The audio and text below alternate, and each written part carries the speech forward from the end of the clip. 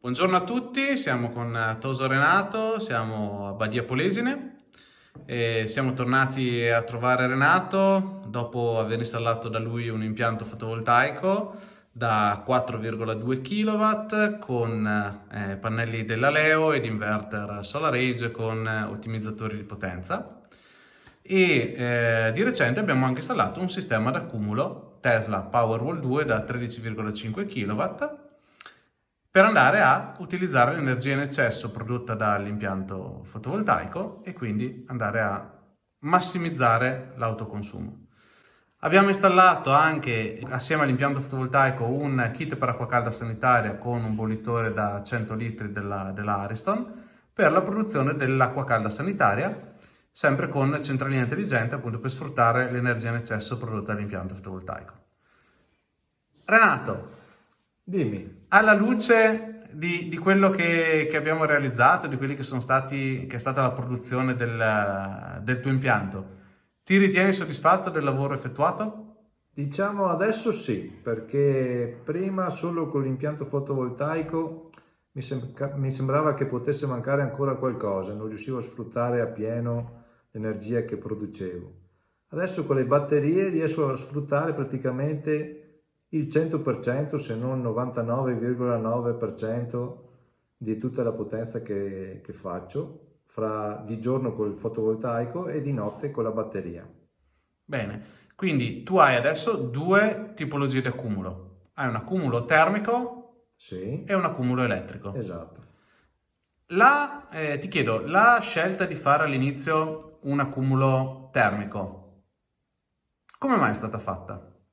Perché invece di buttare in rete tutta l'energia, volevo sfruttarla per riscaldare almeno una parte di acqua che utilizzavo in casa. Quindi sfruttavo l'energia per riscaldare e risparmiare del metano. Tutto lì. Volevo risparmiare il più possibile con quei pannelli fotovoltaici.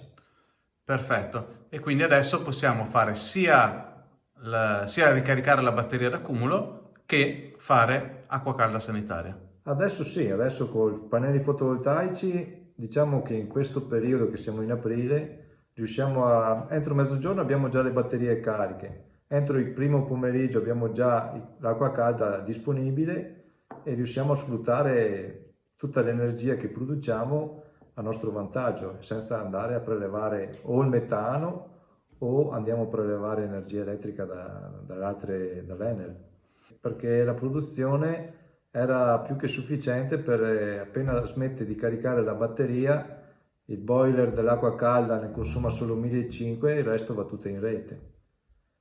Quindi anche durante la giornata metto in rete energia elettrica.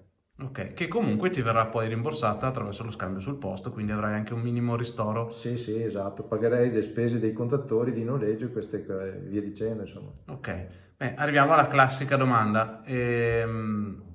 Le bollette con l'impianto fotovoltaico si sono ridotte? Hai visto un vantaggio economico? Allora, già con l'impianto fotovoltaico solo ho visto un vantaggio economico, nel senso che io ne consumo parecchia di energia, consumandone parecchia con l'impianto fotovoltaico mi si è più che dimezzata e vedo dei grossi risparmi. Diciamo che su bollette da 150 euro adesso arrivano a 45-50 euro. Ok, perfetto. Un ottimo risultato. Sì, sì. Adesso con la batteria devo ancora vedere, però vedo che non consumo più energia elettrica, quindi mi aspetto un altro bel risparmio. Esatto, a parte insomma il minimo di costo fisso contatore, che Sì, quello sì, ovviamente in esatto, questo sono momento spese rimane. minime, esatto, mensili, che quelle lì probabilmente riesco forse a ammortizzarle con la piccola vendita di energia che ho in rete durante le giornate estive e primaverili, insomma, autunnali.